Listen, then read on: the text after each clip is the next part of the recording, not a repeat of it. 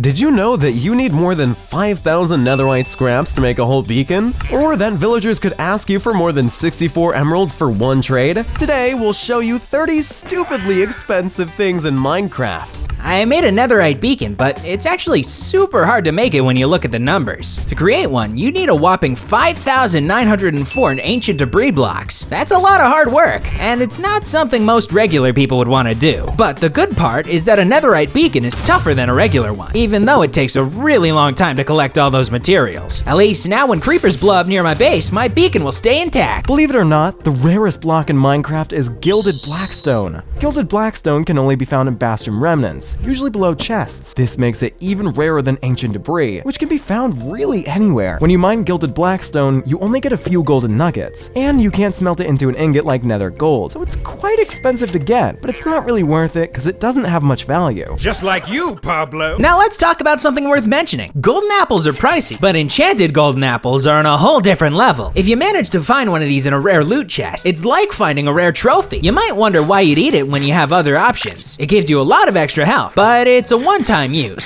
So, many players prefer golden apples or even suspicious stew for health regen. What's even funnier is that in older version, this enchanted golden apple was a bad choice because it made you take more damage instead of less, which was a bummer considering how much it costs. And one of the most useful ways to use them is to make a special banner pattern called the thing pattern. But we can make it even more challenging. To create the rarest item in Minecraft, you'll need to make a thing banner pattern that has a brown Mojang logo on a green banner. To do this, you'll need cactus green dye from deserts and cocoa beans from jungle biomes. Since both of these items are found only in specific rare biomes, this banner becomes one of the most expensive things in the game. The funny part is, even though it's costly, it's not very good looking with that color combination. Maybe it's just better to save the apple. This next fact is about something that's worth less than an apple, but it's still worth something nonetheless. Blue ice. Even though the blue ice block might not seem expensive, it's actually quite a lot when you think about it. To make one, you need 9 packed ice blocks, and a packed ice block is made of 9 regular ice blocks. So when you do the math, 1 blue ice block equals 81 ice blocks. When you compare that, you'll see that you're using a lot of ice just to make a quick highway. If you want to go super fast, you should build your highway with gaps like this, because it's just as efficient as a solid one, and you won't waste a ton of ice. Whee! Come back here, you punk. An efficiency 5 netherite shovel might sound awesome, but it's not really worth it. You see, having an efficiency 4 enchantment is already good enough to instantly mine every block you can shovel, so going all the way to efficiency 5 is just for show. It might seem weird at first to have an efficiency 4 shovel when all of your other tools are efficiency 5, but it's not a smart move, because it can be really expensive. What's the best way to check out what day you're at? If you thought about pressing F3, then you're wrong. I mean, kinda. Let me explain. You can use redstone for this. You can place a daylight sensor on top of a dispenser filled with blocks. Every time a new day begins,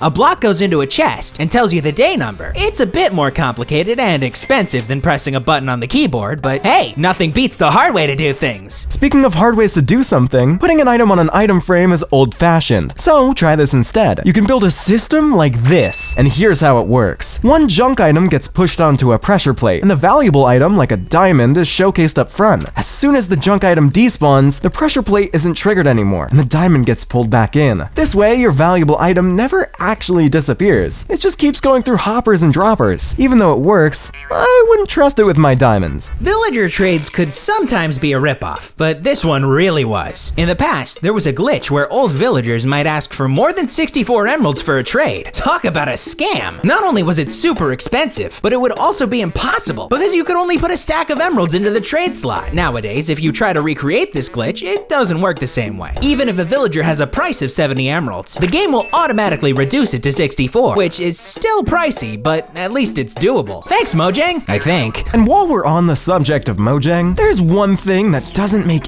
any sense. Water-breathing arrows. I mean, I don't know how often you're drowning, and the solution is to shoot someone with an arrow. But even if they don't have much use, on the Bedrock edition, you can stack a few of these on a slime block pusher pusher and create a cool fountain. I mean, that's one way to make it seem like you're rich. Even though regular flint and steel is not expensive at all, as it only requires 1 flint and 1 iron ingot, which you can tell from the name. But here's the thing, you can get a version with mending and unbreaking enchantments, which is pretty over the top. It means your flint and steel will never wear out, and you can recharge it whenever you want. But the question is, why bother recharging it? The base item is so cheap that adding those enchantments is an unnecessary cost to solve a problem that doesn't really exist. However, if you want to show off while lighting your nether portal, having a fancy one like this can do the trick. I'm all for saving time when we can, but sometimes trying to find the fastest way takes more effort than it's worth. Take, for example, the Wither fight. Some people use impressive tactics like firework rockets or falling dripstone to deal lots of damage quickly. Those aren't easy to obtain, so why go through all that trouble? We could just trap the Wither under the end's bedrock fountain. After all, you probably need it stuck in place to try those crazy methods in the first place. Minecraft is scamming us most of the time. Let's take this Regeneration Beacon for instance. As it is, it won't give you full regeneration after a while of being active, which is a bummer, but we could try to fix it by repeatedly turning it on and off. Sure, that might help you heal a bit faster, but I bet the time you saved doing that was probably already spent building this whole thing in the first place. Now, I don't know why, but I think the villager glitch is better than this. At least you get what you bargained for. One thing that's not a fair trade, a dragon egg. You go through the hassle of killing a dragon, and you get the dragon egg that's pretty much useless. You just shouldn't be using it as the base of a lamp. It feels like a waste. In the Java edition, you only get one of these eggs, so the thought of using it for something as simple as a lamp base just doesn't sit right with me. But if you're really against putting it in your trophy room, my favorite silly way to use the dragon egg is by putting it in an item frame and using it as a sign's nose. It's goofy for sure, but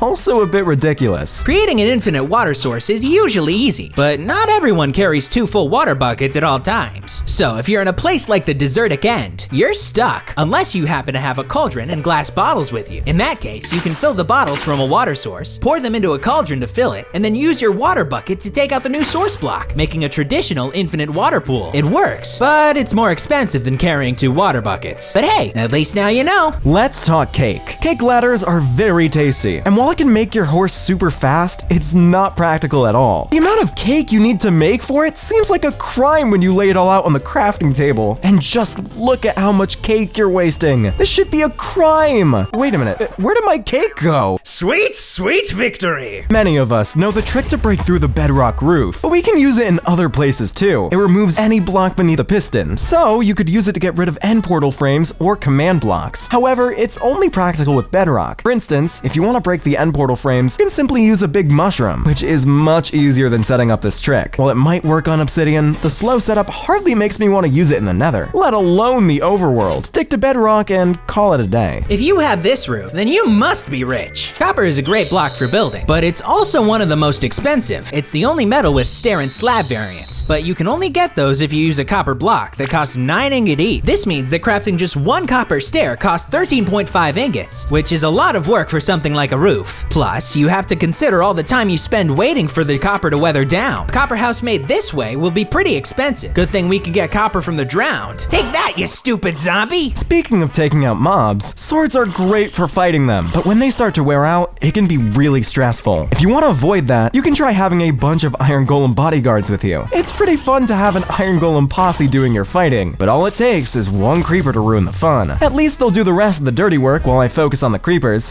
Yeah! This is one of the most unique ways to store items, because it doesn't store them at all. Instead, it creates items on demand. For example, you can connect it to a farm, press a button, and it delivers sugarcane to you. Or you could use it to make TNT blow up stone blocks, and send those to you too. The key difference here is that items don't actually exist until you press the button to request them. Of course, this system has limitations and won't work for all items, but if you want some freshly harvested sugarcane at any moment, this'll do the trick. Time to make some cake. Sometimes in Minecraft, you have to bend the rules, even if the game itself doesn't follow real-world physics. One of my favorite ways to do that is with these illegal water and lava source blocks. By setting up sticky pistons and redstone just right, we can practically break the game. Even after removing the surrounding blocks, we can still treat these as normal source blocks. This'll look so cool in my collection of useless items, right next to my chainmail armor. But Pablo, chainmail armor is a cool idea. Even if it doesn't really do much in the game, it's definitely not worth using over your trusty iron set. But if you happen to get a helmet as a drop item from zombies, why not use it before it goes to waste? You can put it on an armor stand and it turns into a neat RGB keyboard for your desk in your next house. At least now it has some use, right? Right. Let's talk about something useful now. Before barrels were added to the game, you had really limited storage options, unless you got creative. Chests aren't the only containers in the game, and you can actually use dispensers for storage. I know it's not the best choice because they don't hold many items, but I've made cobblestone and redstone dispensers when I was low on wood. One cool use I've seen is making a dispenser or dropper floor that looks like cobblestone, with items stored in between the floorboards. And if you put your bed on them, it will literally make you sleep on money. Loadstones are often forgotten in the 1.16 update, and part of the reason might be their high cost. To build one, you need a netherite ingot, which itself requires 4 netherite scraps and 4 gold ingots. That's a lot! While they do look great and can be used for decorations, it's something you should mainly consider doing in creative mode. Even when used for their intended purpose of linking a compass, they're not very cost effective. However, if you have an abundance of netherite and just want to spend it for the achievement, that's one argument for using them. But for building, I wouldn't recommend it. It's just so dang expensive. Speaking of expensive, piston doors can look great, but setting them up can be really frustrating. Sometimes, you might feel like blowing it all up and starting over. So why not turn that into a feature? If you're daring enough to build a cobblestone generator wall, you can use a TNT button system to blast through and make it your door. It still uses pistons, but it's much more of a spectacle. Just be careful not to step too close. You will be quite literally blown away. Ever thought placing pumpkins by hand is simple? With this, you can automate the pumpkin placement process. By setting up 2 snow blocks just out of reach from the dispenser, it will try to place the pumpkin as if it's making a snow golem, even if it won't actually create one. So you get an automatic pumpkin placement machine, which I guess is functional, but it's really expensive for something you can do with just a right click. Talking about showing off, near your nether portal, you might notice that only big spenders build theirs with 4 corners. We all know it's unnecessary. Plus, obsidian isn't easy to mine. So if you're doing this, you're wasting time in 2 ways. 1, mining the obsidian, and 2, spending extra time on placing these 4 blocks. The only time you should see a portal built this way is when it generates in the nether. You can save those 4 and use it for a beacon. As beacons serve a lot of functions as, well, beacons, they also emit light. This means that you can use beacons exclusively as a light source in your base. However, why anyone would do this is beyond me. Each beacon block tells the story of defeating a wither for each nether star inside, which is pretty cool. But when you see a beacon chandelier, it starts to feel like it's a bit too much. I mean, does it even look that good for you to be going on a wither killing spree? Just imagine how many wither skeletons you need to kill. At least you'll have coal for days if you do this. But is coal the best fuel for furnaces? There's a lot of debate about the best fuel for furnaces, but I can confidently say that this is the worst. While it might not seem terrible to use a jukebox as furnace fuel, consider the underlying cost. For each jukebox, you're spending 1 diamond. So by putting a jukebox in the furnace, you're literally burning money. I doubt you can recoup the cost by selling whatever steak you cook in that furnace. Honestly, I think you'd have to pay me to eat a steak made out of diamonds. Not the other way around. Jukeboxes already feel like a ripoff by themselves. We don't need to add that to the equation.